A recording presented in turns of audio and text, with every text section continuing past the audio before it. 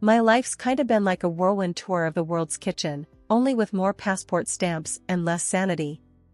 Name's Kira, fresh into the 3rd decade of my ride on this rock, and I've made a living out of breathing in the spices and dishing out the experience through my vlog. So it was just another steamy day in Thailand, with me elbow deep in noodles and peanuts, learning the ropes of an insane pad thai from this little old dude who could have been Yoda's culinary cousin. That's when this tall drink of water, Mark, stumbled into my life, literally. He tripped over a foldable chair trying to get a better look at the pan and nearly ended our romance before it started by nearly sending me headfirst into my own sizzle. Whoa, sorry about that, he chuckled, hauling the chair out of the disaster zone. Just trying to see how the magic happens. You could say it's all in the wrist action, I said, giving the noodles a flamboyant toss. Careful there, wouldn't want to add roadkill tourist to today's menu. Mark laughed, all easy charm and crinkly-eyed smiles.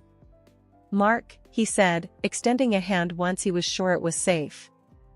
Kira, the noodle whisperer, I replied, giving his hand a quick shake before diving back into my culinary ballet.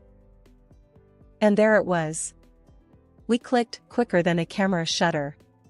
He was from the States, here to escape the office walls and spreadsheets, which, to me, sounded like a jailbreak from Adulting 101. We spent the week flitting between street food stalls and ancient temples, with him filming the chaos and me explaining the dance between tangy, sweet, spicy, and umami. When the week ended, we swapped digits. Said our see you laters, 'cause goodbyes were for people who had less faith in cheap international texting plans. Months sped past like high-speed train rides, nights spent spilling our thoughts via texts that turned into calls that turned into video chats. Then one day, he just showed up at my doorstep with a ring and a question. We tied the knot 6 months later. Yeah, just like that. Bam. Married.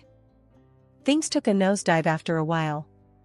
Forget the lovey-dovey honeymoon phase, it was like we'd skipped straight to bickering old couple mode. I'd be coming home from some corner of the world, my brain still buzzing with the new flavors and faces I'd met, and all Mark could do was hassle me about not being normal.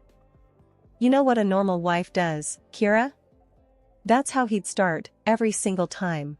She cooks, she cleans, she doesn't jet off every other week. Sitting there at the kitchen table, I'd toss my stuff down and give him a look. Seriously, Mark? You think I just flit around for kicks? This is work. My work. To him, it was like my job was make-believe. Work? You think filming some street food and yapping about it online is work? Get real.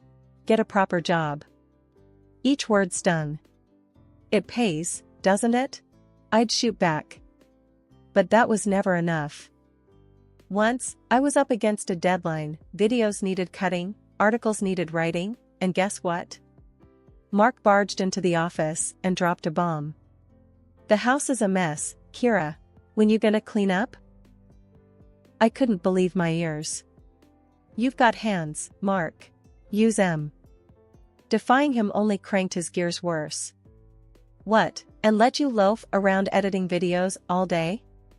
Is that what you call pulling your weight? Freeloader. That's what he called me. In our own home. I'm out there busting my tail to bring home the bacon, I told him, standing my ground. And this freeloader you're talking to just paid off the last of your student loans with her hobby. But it was like talking to a brick wall. All he saw was a wife who wasn't fitting his mold, who wasn't, I don't know, June Cleaver or somebody. And the worst part? Instead of getting it through his thick skull that we were partners in this, he doubled down. Why don't you make something of yourself, huh? He'd sneer. Get a job with a desk, something steady. I am making something of myself. I shouted, slammed my laptop shut so hard I'm surprised it didn't break. You think it's not a real job because I'm not miserable like you? Normal was his favorite word. Fight to eat, 9 to 5, white picket fence, the whole boring shebang. Drove me nuts. But as for me, I wasn't about to let go of my passport or my dreams, no matter what he thought a wife should be. Beatrice, Mark's mom and my mother-in-law, was the kind of person whose idea of a surprise visit was her showing up in your living room ranting about something you did or didn't do. Living just a couple of streets away, she considered our house part of her daily walking route, which basically meant she'd drop by whenever she felt like it. So there I was one Tuesday, laptop open, trying to get some work done on my latest travel vlog. You could almost set your watch by Beatrice.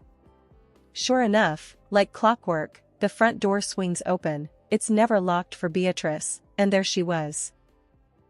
"Working on your little videos again, huh?" Her voice dripped with disdain. She didn't even say hello. I sighed, trying not to look as interrupted as I felt. "Hey, Beatrice. Yeah, gotta keep on top of it." She tossed her oversized purse onto the couch and made herself comfortable. "You know, when I was your age, I was raising kids, keeping a spick-and-span house. Didn't have time for hobbies." Her words plucked at my already frayed nerves. "It's not a hobby, Beatrice.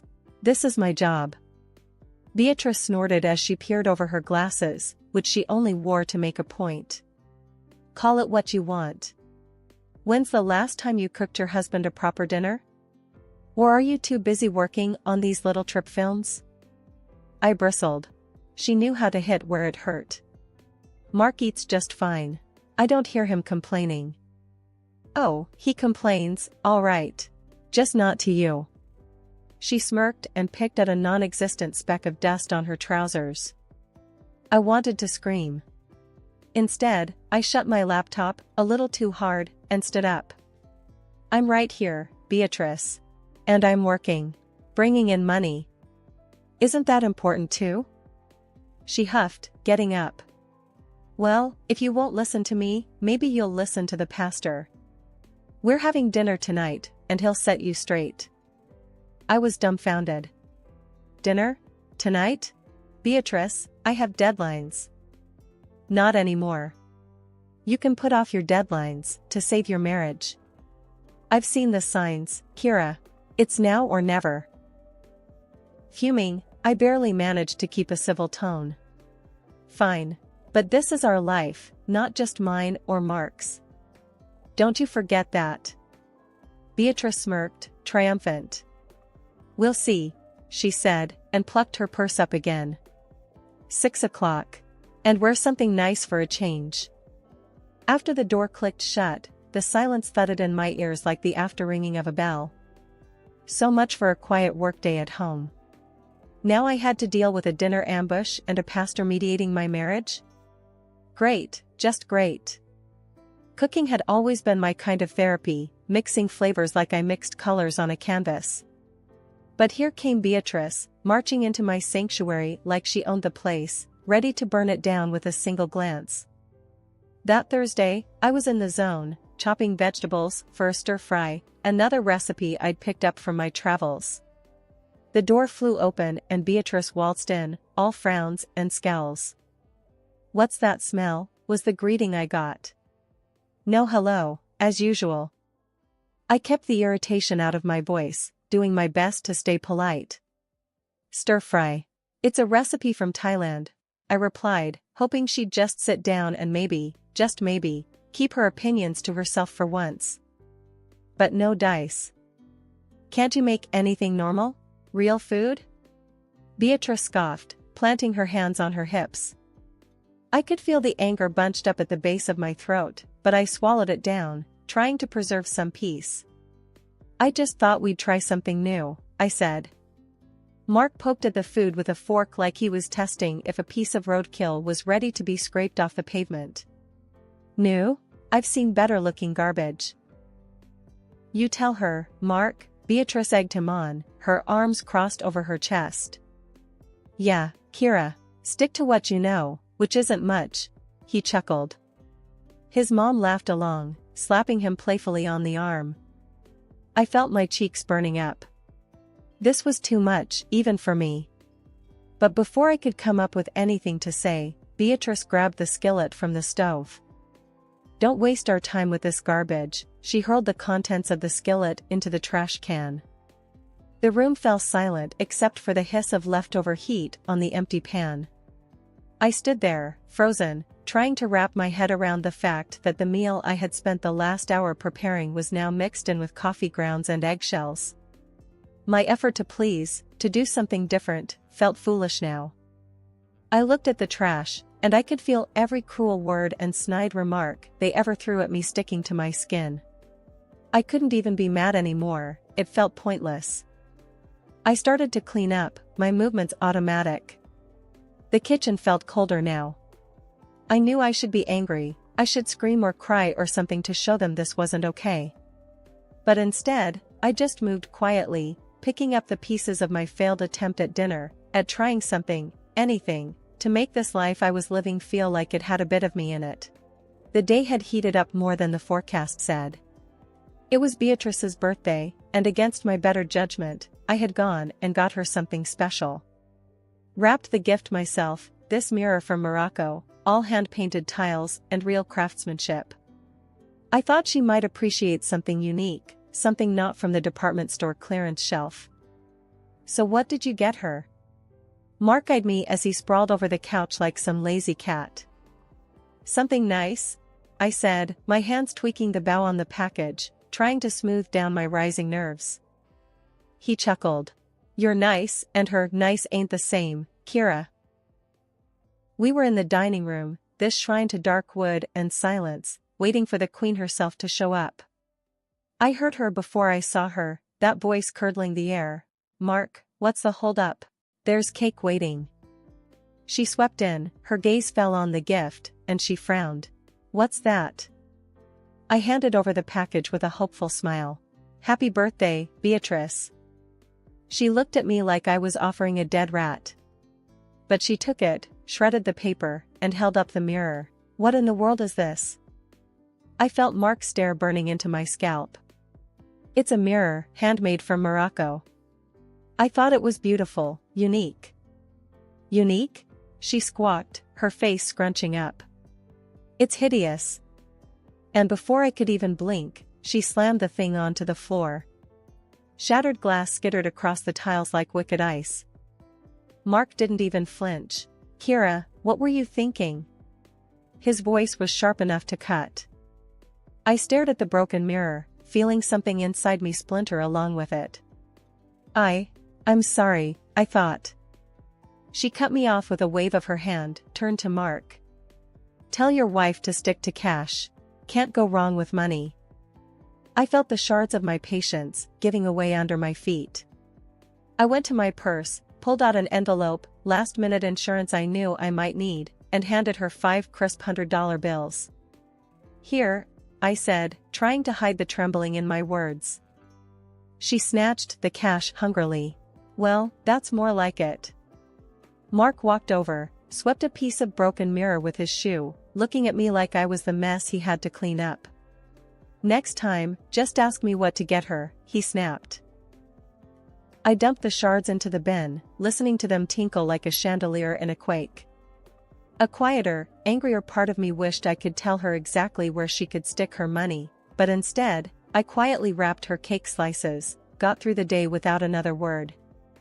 As the hours lurched by, the house filled with the laughter and chitter of guests, all of them ignoring the tense undercurrent that was me and them. I handed out drinks, laughed when expected, and played the part of the devoted wife and daughter-in-law. That evening I sat on the edge of the bathtub, staring at my reflection in the smaller, unbroken mirror there. If only I could buy something to fix what was broken inside, I thought. The silent room seemed to agree, and for a long time, it was the most understanding company I had. The wheels of my suitcase dragged a rhythmic clunking over the joints in the sidewalk as I walked up to my front door. I'd just gotten back from Greece. I was there for a shoot, for weeks of filming and a slice of freedom that I didn't know I was starving for until I tasted it. My keys seemed to jangle extra loud as I fitted them into the lock and swung the door open. What hit me wasn't the smell of the house or the stack of unopened mail. It was Beatrice, planted in the middle of the living room, bags piled at her feet like she'd just claimed a spot on the subway. I'm moving in, she declared, her voice brooking no argument. I felt my exhaustion evaporate into a tight ball of anxiety in my chest. What? Why? She eyed me like I was being thick on purpose. Rent's killing me, and since you're never around, it makes sense. I'll take the guest room. This was the worst kind of surprise, the kind that didn't bring any joy, just a heavy weight. I looked to Mark, seeking an ally, but his face was set in stone. Yeah, Kira, why the hell not? Makes sense to me, Mark said. I heard in his voice the finality of a door slamming shut. But, Mark, He cut me off with a sharp wave of his hand. Don't start. You've been freeloading off my space for years. The word stung, like rubbing alcohol on a fresh cut. That's when my hand dove into my bag, rummaging past the trinkets and memories of Greece until my fingers wrapped around the envelope, the one I kept tucked away for moments impossible to predict. I slapped the divorce papers on the coffee table between us. They seemed to hover for a second before landing, a soft sweep in the tense air. I want a divorce. For a moment, Mark just stared, and the only sound was Beatrice's slow inhale as if she was about to dive underwater. He picked up the papers, and I braced myself for yelling, for pleading, anything. But without saying a word, he scrawled his name across the bottom and tossed them back at me like they were a takeout menu he didn't want. Beatrice, her eyes gleaming like when she found $50 in a coat pocket, actually clapped. It's about time. I looked between the two of them, this pair that was supposed to be my family, and I felt nothing but the need to fill up my lungs. I didn't belong here, maybe I never did. With one last look at the shell of what used to be my life, I grabbed my suitcase. Where you going, Kira? Mark's voice was a dull blade, not cutting enough to hurt anymore. Anywhere but here. My voice came out steadier than I felt. There were no goodbyes, just the click of the door behind me, a soft punctuation mark on the end of a very long, very tiring sentence. It's strange how life can do a 180 when you're least expecting it. A few months since the divorce and life settled into a new kind of normal. My apartment might have been smaller than the house, but it was mine. I was in the middle of a tea brewing ritual that had become my new little evening piece when there was a knock at the door. I opened the door, and there they were, Mark and Beatrice. Like they'd just been out for a walk and decided to stop by.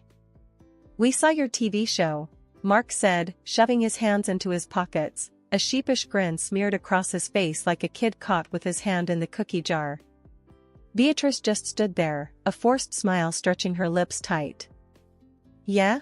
I said, nursing my mug, not stepping aside to let them in. You watching TV together now?